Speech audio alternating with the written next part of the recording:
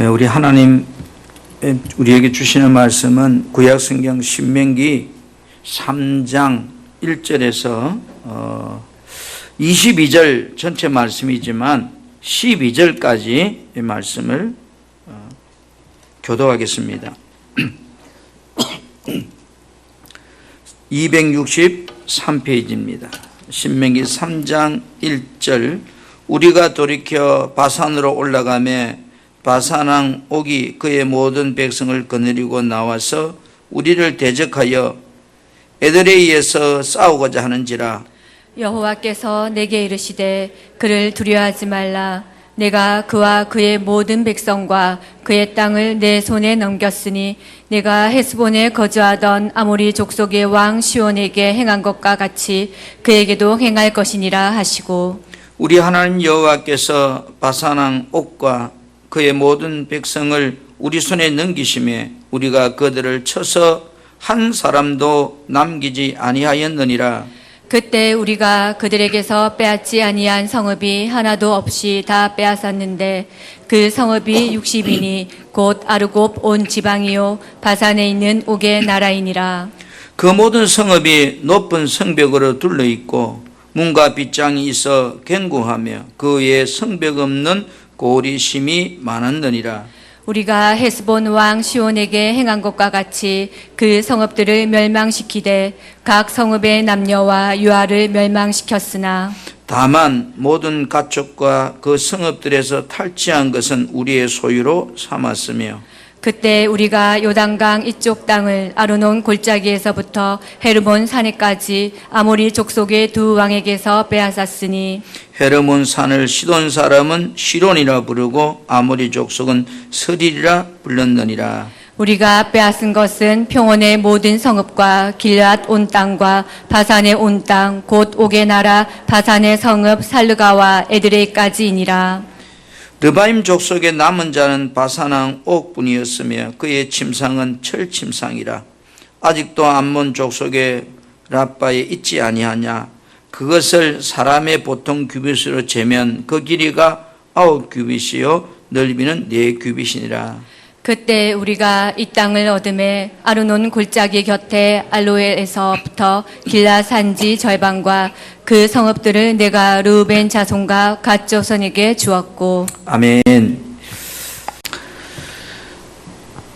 우리 오늘 말씀을 한번 따라하겠는데요. 하나님의 축복을 경험하는 싸움들. 누가 싸움 잘하는 사람인가요? 태권도 10단이 싸움 잘하는 사람인가? 아니면 상대방을 막 코피 빨리 터뜨리는 사람이 싸움 잘하는 사람인가요? 경험이 많은 사람이, 그죠? 싸움 잘하는 사람입니다. 아무리 태권도 100단이라 해도 싸움을 잘할 수는 없습니다. 하나님께서 우리가 이 세상 살아가면서 세상과의 싸움에서 어떻게 하면 승리하게 하는지 그 샘플을 우리에게 오늘 이 말씀 속에서 보여주고 있습니다. 이스라엘 백성들이 가나안 땅으로 들어가기 위해서는 하나님께서 요단강 동편에 있는 두 나라를 정복해야 들어갈 수 있습니다. 2장에서 바로 첫 번째 그 나라는 헤스본 왕 시온이라고 하는 나라였습니다. 그리고 오늘 3장에서는 그 두 번째 통과해야 된 나라가 바산 왕 옥이 거느리고 있는 땅입니다. 그런데 하나님께서 이 전투에서 다 이기게 하십니다. 왜요? 가나안 땅을 들어가야 되기 때문에. 요단강 동편에 있는 헤스본과 바산 두 나라를 싸움에서 하나님께서 저들을 통해서 이기도록 함을 통해서 앞으로 너희들이 들어가는 가나안의 7족들, 가나안 땅도 이와 같이 내가 너희와 함께 싸워서 이기게 해주겠다고 하는 것을 말해주고 있는 것이 바로 2장과 3장의 말씀입니다. 여러분, 우리가 물건을 살 때 바이어가 완성된 제품을 보지 못합니다. 샘플을 보고, 그죠? 그 제품을 이런 제품을 구매할 것인가 안 할 것인가. 여러분이 아파트를 청약하러 갈 때 샘플 모델 하우스를 보고 내가 살 집이 이렇게 생겼구나 하고 청약할 것인가 안 할 것인가 결정을 하듯이 앞으로 가나안 땅을 점령해 나갈 때 하나님께서 저들을 축복함으로 이처럼 그 가나안 땅을 점령하고 있는 족속들을 이기도록 하시겠다는 것을 샘플로 보여준 전쟁이 바로 헤스본 왕 시온과 바산 왕 옥의 두 전투입니다.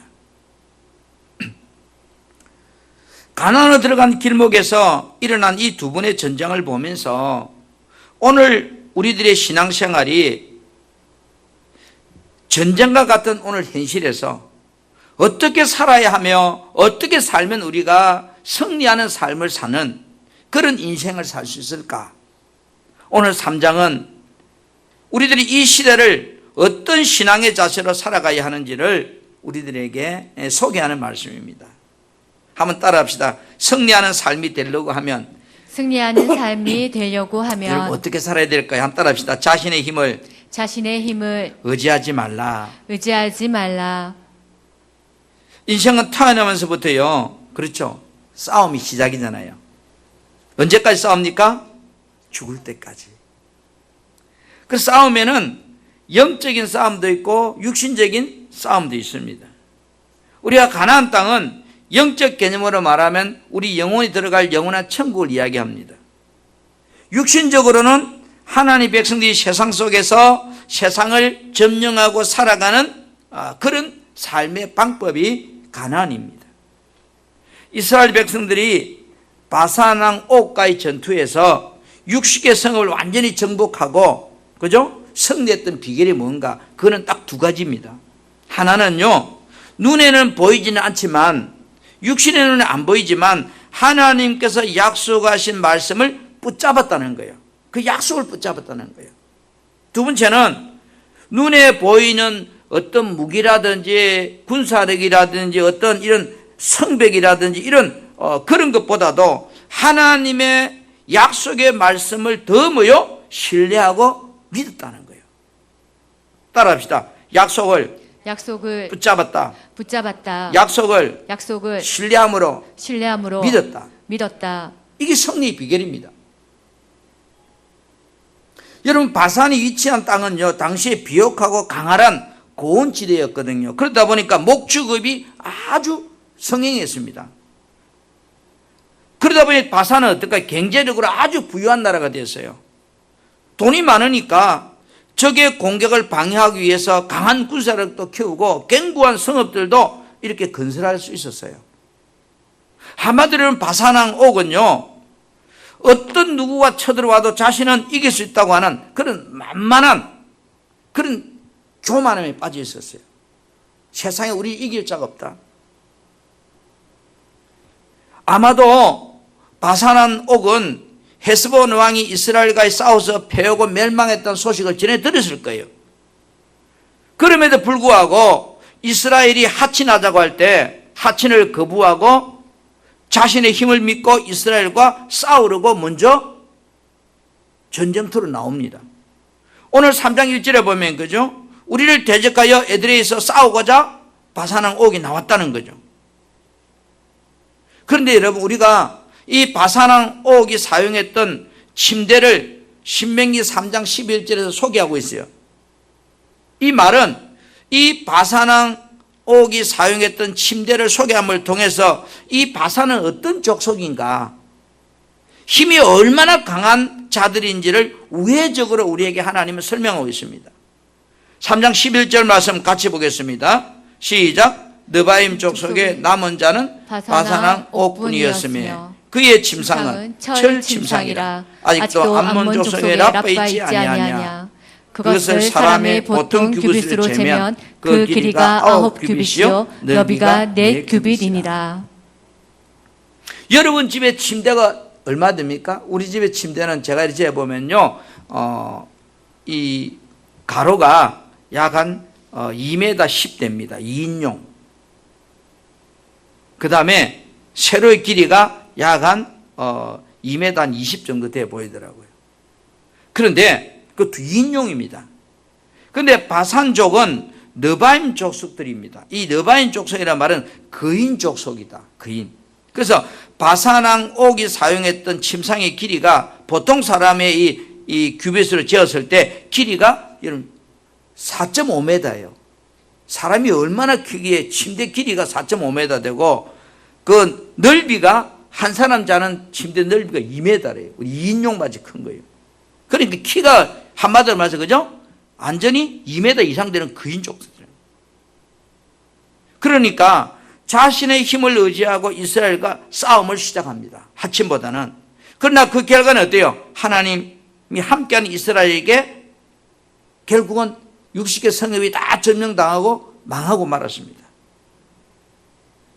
여러분, 사람이 교만해지는 이유는 뭘까요? 여러분이 살면서 왜 어깨에 힘이 들어가던가요? 세상적인 힘을 믿는 구석이 생기면요, 자신도 모르게 우쭐대고 교만해집니다. 사람에게는 자신이 믿는 힘 또는 가진 힘이 무엇이냐고 이렇게 사람들이 물어보면요, 대답들이 대부분 뭐라고 할까요? 예? 돈이요, 아니면 권력이요, 뭐 인맥이요, 그 다음에 학벌, 지식, 경험, 기술, 이런 것이 자신이 가지고 있는 힘이라고 그렇게 말들 합니다. 그런데 여러분, 그 중에서 돈의 힘은 너무너무 어마어마합니다. 지식의 힘도 대단합니다. 인맥의 힘도, 권력의 힘도 여러분 너무너무 대단합니다. 그러나 이런 세상적인 힘들은 일시적인 것이지 때가 되면 다 없어집니다. 우리는 가끔 이야기를 하다가 이런 이야기를 하죠. 참 옛날이 좋았는데, 그때가 좋았는데. 이 말은 뭘까요? 그때가 좋았단 말은 그것이 복이었다는 거죠. 복이란 말은 우리가 가진 힘을 이야기하는 거거든요. 우리들도 세상 사람들이 원하는 그런 힘이 필요합니다. 가져야 됩니다. 예수 믿는 사람이라고 가난하게 살 필요는 없고요. 병들어가는 의미도 없고요. 출세하지 말라고 하는 그런 의미도 없습니다. 세상 사람들이 일시적인 힘을 가지려고 몸부림치고 살고 있다면 우리에게도 그런 것이 필요하지만 구원받은 사람들, 성도들의 힘은 세상이 아니고 세상에 보이는 것들이 아니고 하나님이 나의 힘이 되는 사람들입니다. 아멘. 다윗은 하나님이 나의 힘이라고 고백합니다. 10편 18편 1절에 나의 힘이신 여호와여 내가 주를 사랑합니다. 하나님이 나의 힘이라는 거예요. 여러분은 무엇이 여러분의 힘인가요? 다윗은 10편 62편 1절에 또 이렇게 고백합니다. 나의 영혼이 잠잠히 하나님만 바라며 나의 구원이 그에게서 나오는도다. 나의 힘이 하나님께로부터 나온다고 다윗은 고백합니다. 여러분의 힘이 어디에서 나오는가요? 여러분이 좀 가지고 있는 그 물질, 아니면 여러분을 가지고 있는 지식들, 아니면 여러분을 가지고 있는 어떤 인맥들에서 여러분 힘이라고 믿고 있는가요?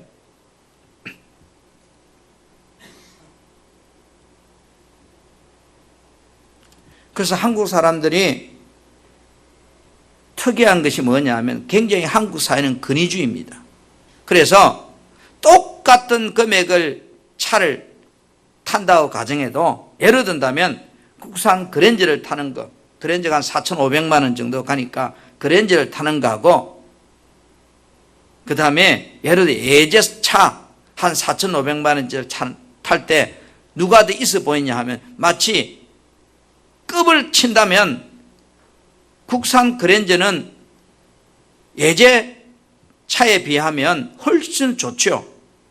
그러나 예제차는 금액은 그만이 가지만 국산 소나타보다 조금 못한 아반떼 정도 되잖아요. 그런데도 왜 예제차를 탈까요? 근이라는 거죠. 있어 보이는 거.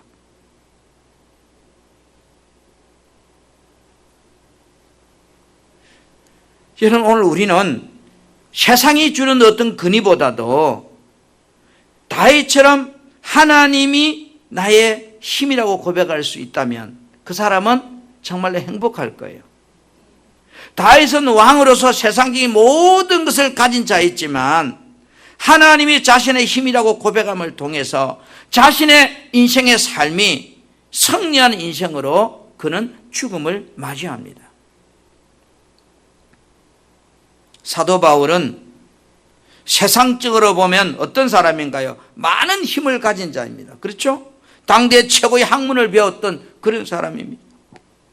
히브리 사회에서 히브리인 중에 오리지널 히브리입니다. 로마의 식민지하에 있는 나라로서 로마 시민권을 가지고 있는 사람입니다. 그리고 그 나라의 국회의원이 자격을 가지고 있는 그런 사람입니다. 그런 그가 예수를 만난 후에 그의 고백이 어떻게 말합니까? 세상을 이기는 힘은 학문도 아니고 시민권도 아니고 국회의원 자격증도 아니더라는 거예요. 예수 그리스도라고 그렇게 고백합니다. 로마서 8장 37절에 이 모든 일에 우리를 사랑하시는 말미암아 우리가 넉넉히 이긴다고 말씀하고 있습니다. 예수님 자신이 힘이라는 거예요. 우리는 예수님이 있어도 세상 것이 없으면 그 맥 빠진 뭐처럼 쭉 처지가지고 살고 있다면 그건 여러분이 생각을 바꿔야 되는 거예요. 사도 바울이 보세요. 1차, 2차, 3차 전도 여행을 하면서 예수를 전합니다.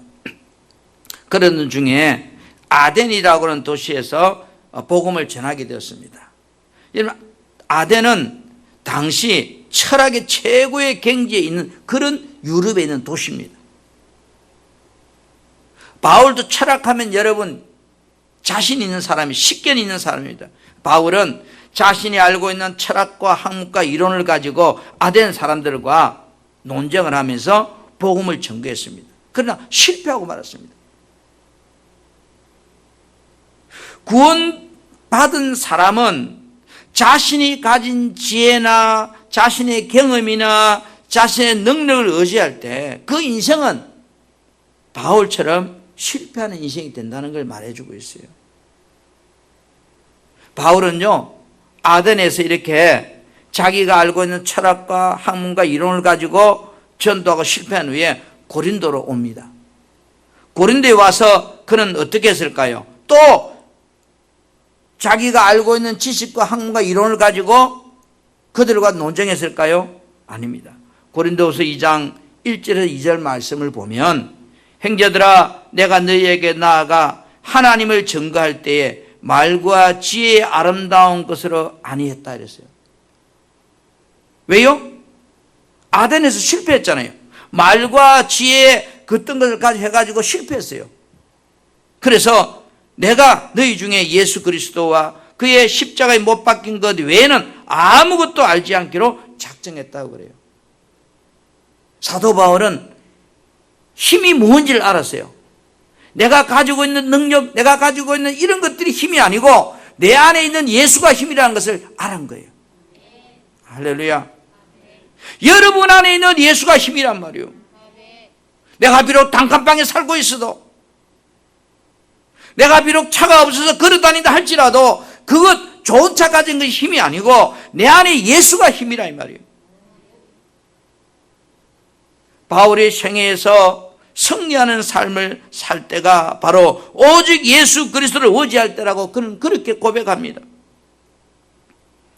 예수 믿고 구원받은 우리는 세상을 이기는 방법은 세상 사람들과 다릅니다.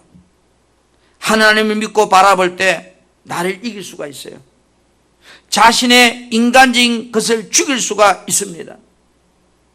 사도 바울은 십자가의 능력을 믿을 때 삶의 능력의 기적이 일어났다고 말합니다. 그래서 십자가의 말씀이 세상 사람들에게는 우습게 들리고 어리석은 말 같고 하찮은 말까지 들릴지 모르지만 구원받은 나에게는 하나님의 크신 능력이었다고 그런 고린도 1장에 고백합니다. 예수가 나의 힘이라고 말하면 세상 사람들은 나를 바보 취급할지 모르지만 나는 그 예수가 힘이더라는 거예요.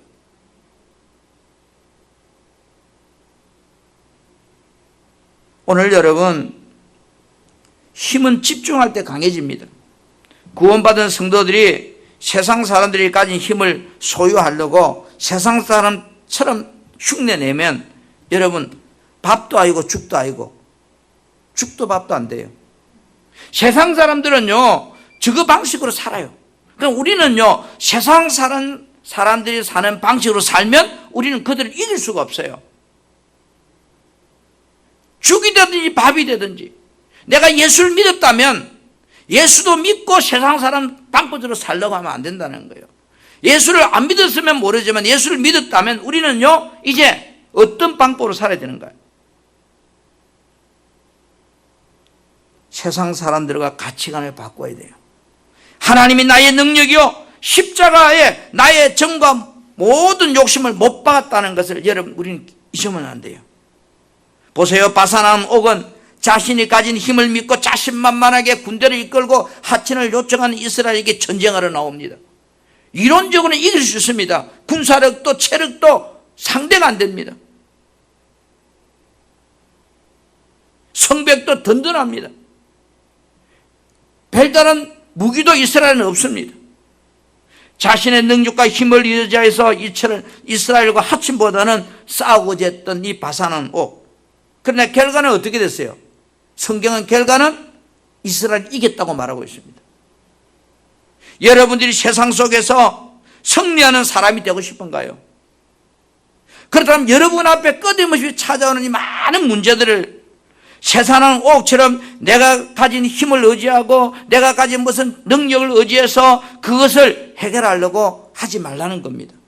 하나님이 나의 능력임을 믿고 살려고 하라 그 말입니다.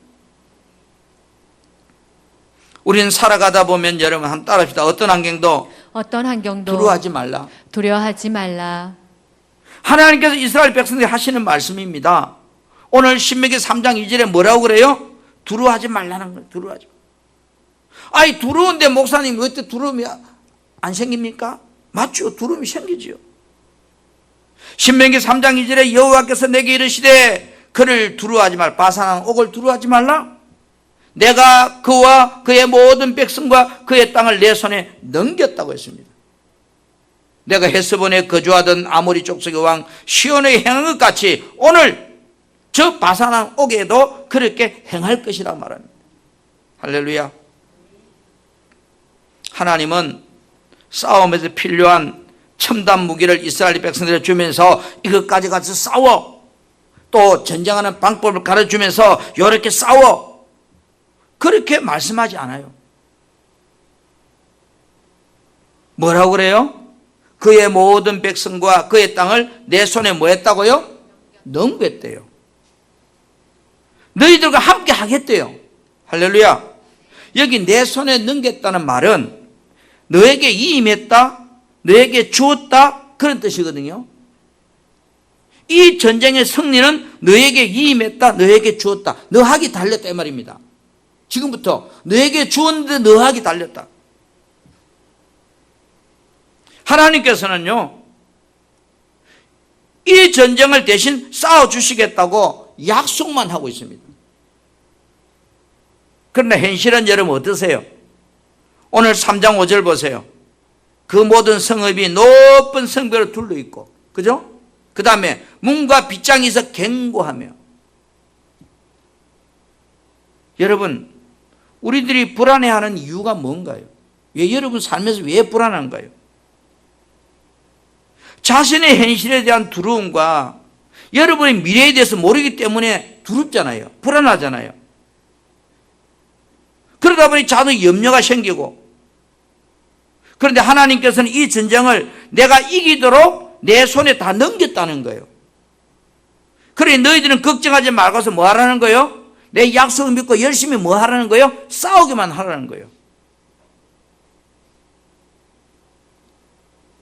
여러분, 나는 지금 현실을 보면서 두려운데 나를 만드신 하나님께서는 걱정하지 말라고 하고 순종하라고 말하고 나 약속을 믿고 가서 싸우라고 말합니다. 싸우려고 보니까 앞에 있는 바산족은 르바임 족속이라 그들은 거인 족속, 키가 2m서 막 그 2m 5, 60대는 그런 장대 같은 거인 족속이에요.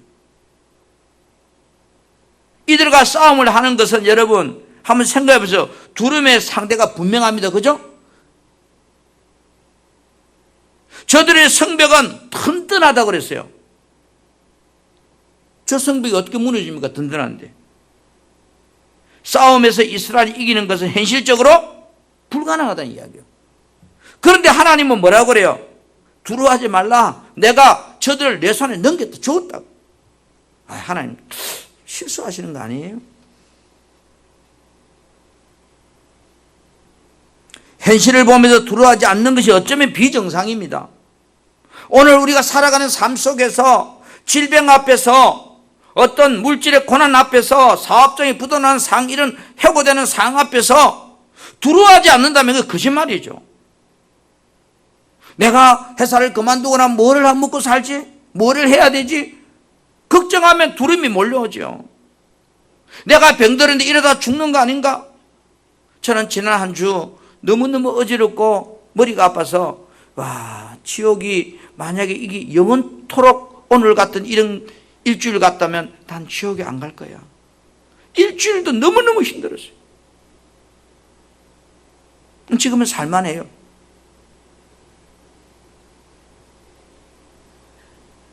오늘 여러분, 두려워하지 말라고 하는데 두려움이 사라지는가요? 어때요, 여러분? 내가 두려워 안 해야지, 두려워 안 해야지 이러면 두려움이 사라집니까? 두려움은요, 사라지는 방법이 딱 하나 있습니다. 믿는 구석이 생길 때. 그렇죠? 믿는 것이 생길 때 두려움이 사라집니다.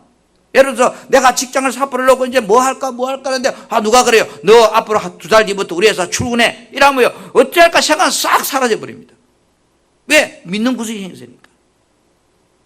오늘 저와 여러분이 한경이라고 하는 이 삶 속에서, 코로나라고 하는 삶 속에서 두려움이 없다는 거짓말이죠. 그러나 그 두려움을 우리가 사라지게 하는 방법은 믿는 구석이 있어야 돼요. 그 믿는 구석이 우리의 힘이 여호와 하나님이 될 때, 하나님이 될 때 두려움이 사라진 겁니다. 여러분 고린도 2장 9절에 보세요. 기록된 바 하나님이 자기를 사랑하는 자를 위하여서 예비한 모든 것은 눈에 보이지도 않고 귀로 듣지도 못하고 그럴지라도 사람의 마음으로 생각하지 못할지라도 하나님은 예비해 놨다는 거예요. 누구를 위해서요? 사랑하는 자를 위해서. 오늘 우리는 내 삶의 현실을 바라보면 두려움이 밀려옵니다. 그런데 오늘 신명기 3장 6절에 뭐라고 그래요?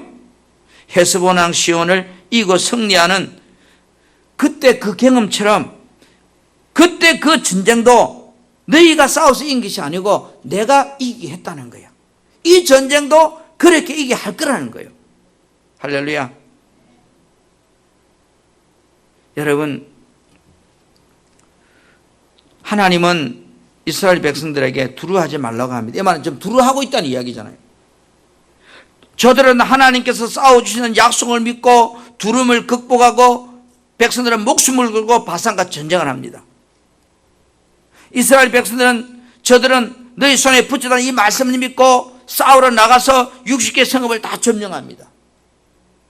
오늘날 우리들이 세상 안에서 여러 믿음으로 살려고 하면 너무나 많은 현실한 벽에 우리는 부딪히게 됩니다. 믿음으로 살려고 할수록 현실은 더 많이 내 삶에 부딪힙니다. 그때 자신도 모르게 두려움이 생깁니다. 나의 미래 앞에서, 내 몸이 아픈 질병 앞에서, 어떤 물질적인 재정적인 고난 앞에서 나도 모르게 두려움이 찾아옵니다. 그건 당연한 거예요. 그러나 성경은 우리에게 이렇게 말합니다. 내가 두려워하느냐? 두려워하지 말라. 하나님을 믿을 때, 이 약속의 말씀을 믿을 때 두려움을 이길 수 있다는 겁니다. 이사야 41장 10절에 여러분, 두려워하지 말라. 내가 너와 함께 하겠다. 놀라지도 말라. 나는 내 하나님이다. 내가 너를 구속해주고 내가 너를 도와주겠다. 내가 너를 오른손으로 붙잡아 주겠다. 내가 너와 함께 하겠다. 그러니 두려워하지 말라. 내가 너의 믿는 구석이 되겠다는 거예요.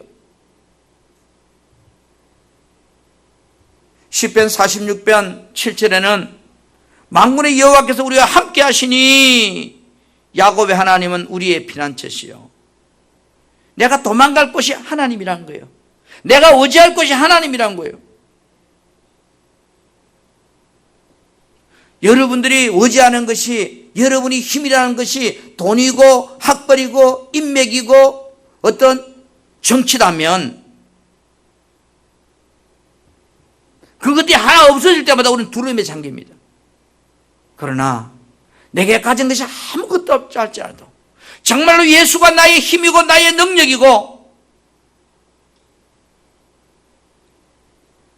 나의 에너지라면 지금 너가 처한 환경에서도 두려워하지 않을 수 있다는 거예요.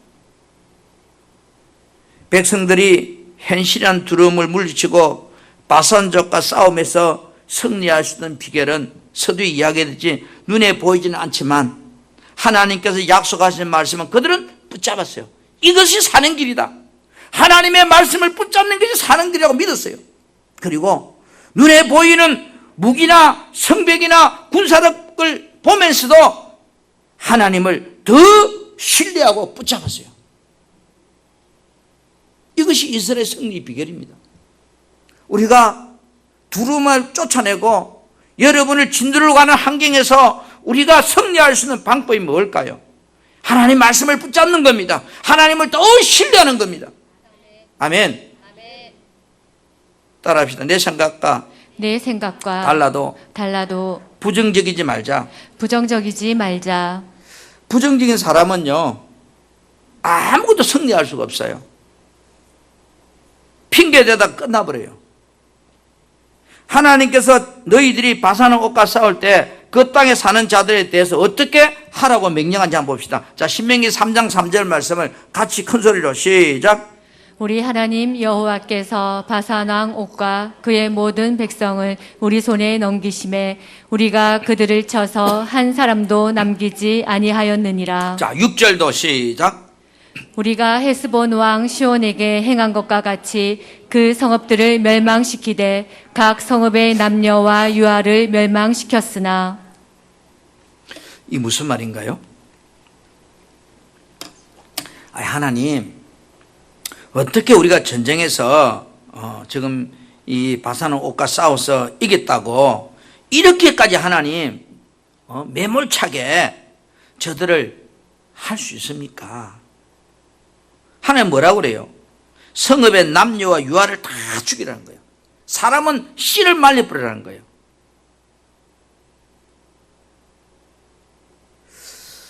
우리는 때로는 하나님의 말씀이 너무 이해가 안 될 때 많아요. 그렇죠?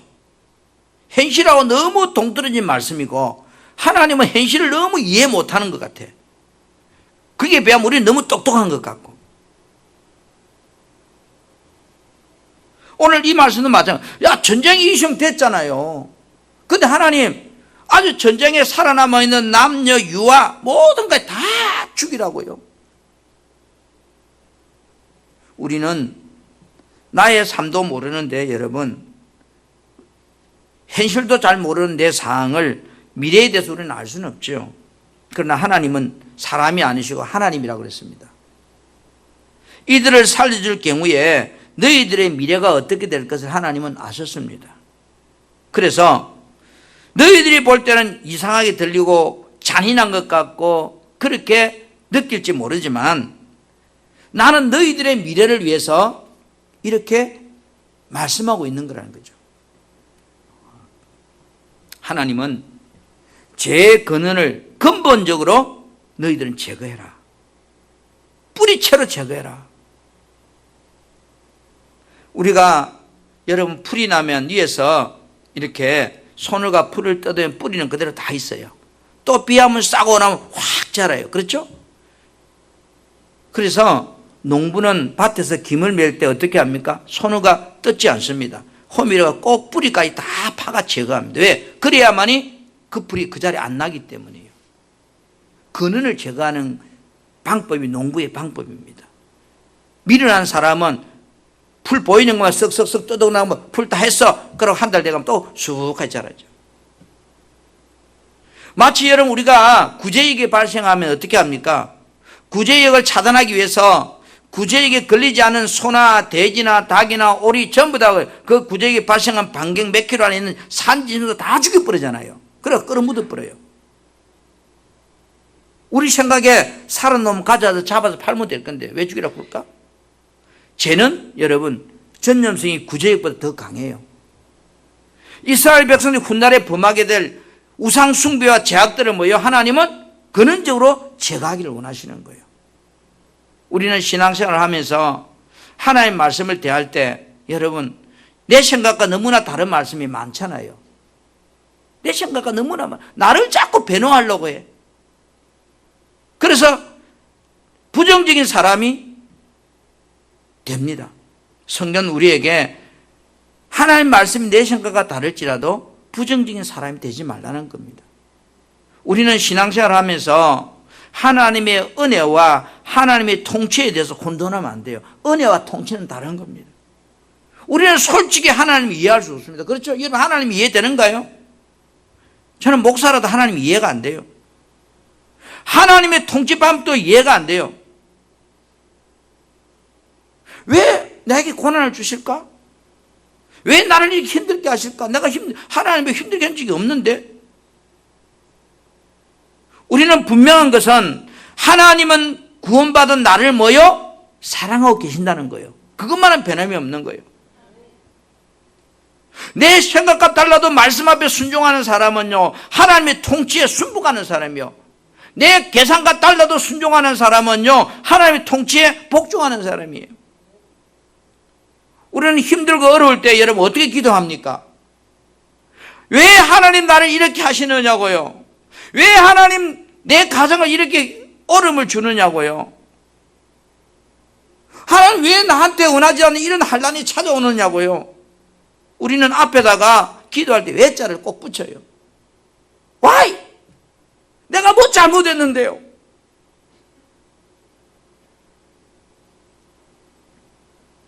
여러분, 우리들이 하나님께서 하신 일을 두고서 왜라고 따질 수 있는 그런 존재인가요, 여러분?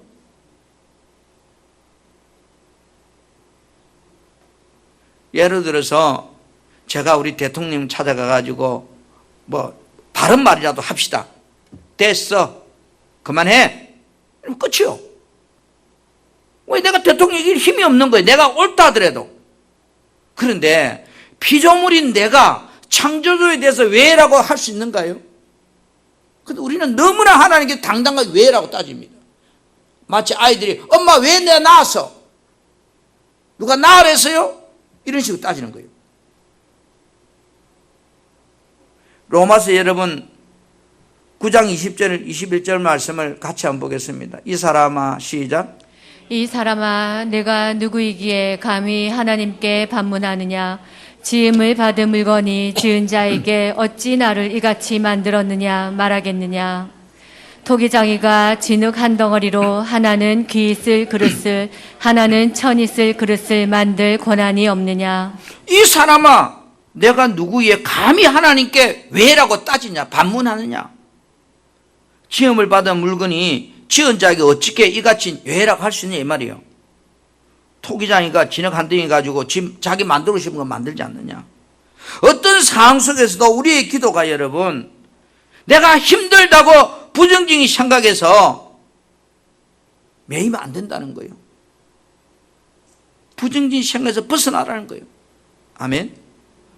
고통이 올 때 왜가 아니고 하나님의 의도를 알게 해주라고 기도해야 돼요.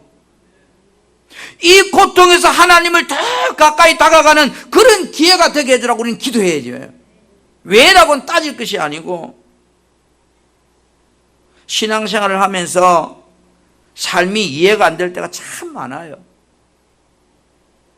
때로는 너무 답답해요. 그죠? 때로는 예수 믿으면 실망도 돼요. 짜증도 나요. 억울하기도 해요. 내 입장에서 예란 말이 이유가 있어요. 여러분, 이스라엘은 죄 때문에 하나님께서 바벨론 나라를 들어서 이스라엘 멸망시켜버려요. 같은 수평에 놓고 보면 바벨론은 예수를 안 믿는 나라고 이스라엘은 그래도 하나님을 믿는 나라예요. 누가 죄를 더 많이 짓겠어요? 바벨론이 훨씬 더 많이 짓죠. 그런데 이스라엘의 죄악이 때문에 바벨론 나라를 들어서 이스라엘을 멸망시켜버려요. 이런 장면을 보면서 에레미야는 너무너무 속이 상한 거예요. 아니, 죄를 지어도 저들이 더 많이 지었는데 왜 우리를 멸망시키지 하나님이? 에레미야 속이 상이 있습니다. 그때 하나님께서 에레미야에게 이렇게 말씀합니다. 쉬운 성경 에레미야 18장부터 보면, 우리 개역 개정 떼어줘도 됩니다. 1절 6절 말씀입니다. 여호와께서 에레미야에게 하신 말씀인데 2절에 너는 일어나서 토기장의 집으로 내려가거라. 지금 그릇 만드는 집으로 내려가라는 거예요. 내가 거기서 내게 말해주겠다는 그 이유를, 왜 이스라엘을 멸망시켰는지. 그래서 내가 토기장의 집으로 내려갔더니, 에레미야가 그릇 만드는 집으로 내려갔더니 토기장인가 질그릇을 만드는데 썰은 물레를 돌리는 거예요. 그릇 만든다고.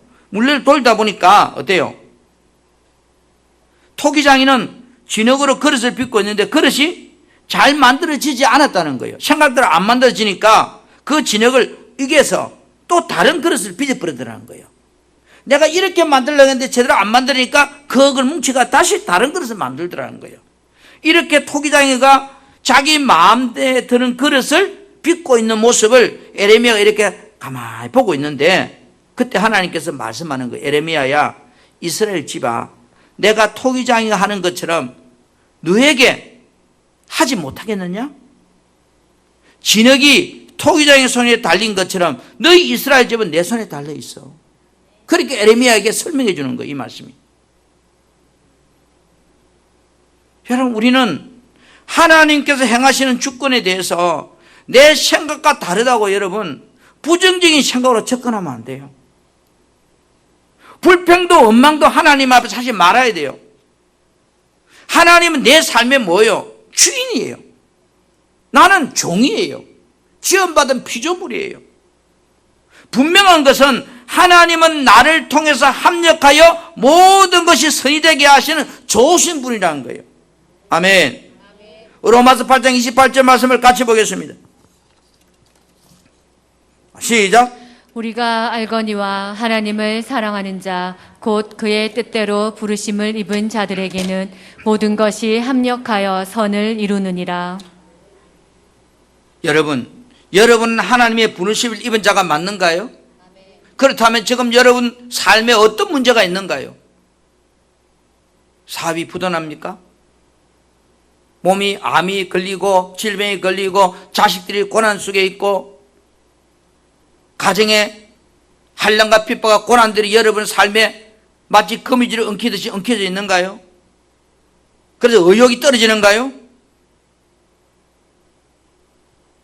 우리는 그 상황에서 왜? 라고 하는 질문이 아니고 우리는 어떻게 해야 될까요?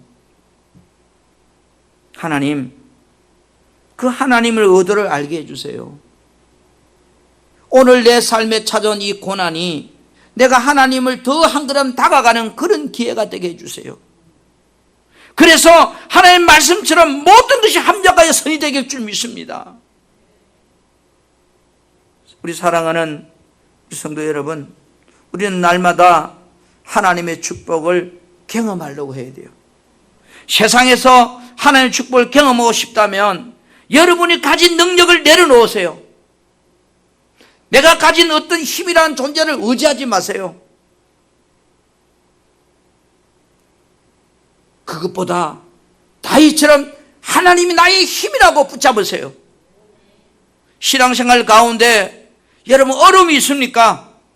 어떤 환경이 여러분을 가는 발목을 잡습니까? 그래 두렵습니까? 그 두려움은요 절대로 물러가지 않습니다. 하나님을 붙잡을 때만이 물러갑니다. 하나님이 나의 힘이라고 믿어질 때만이 물러갑니다.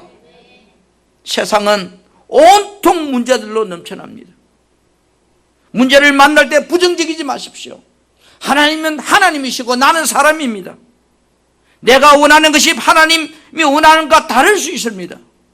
그럴지라도 하나님 원하시는 길을 따라가면 합력하여 선이 되게 하시는 하나님, 오늘 우리는 디모데전서 6장 12절에 믿음의 선한 싸움을 싸우라고 말합니다. 그를 위해서 내가 너를 불렀다는 겁니다. 오늘 저와 여러분, 우리는 정말로 현실한 장벽 앞에서 두렵습니다. 이 두려움을 물리치는 방법은 오늘 저들이 바산한 옥을 승리하는 방법을 통해서 앞으로 가난을 이렇게 내가 너와 함께 하겠다 하는 하나님, 그 하나님이 이스라엘의 하나님만 되는 것이 아니고 저와 여러분이 하나님이 된다면 우리의 살아가는 삶의 가난 정복은 하나님을 통해서 여러분 삶에 일어나게 될 줄 믿습니다. 그런 삶이 되기를 주님으로 축복합니다.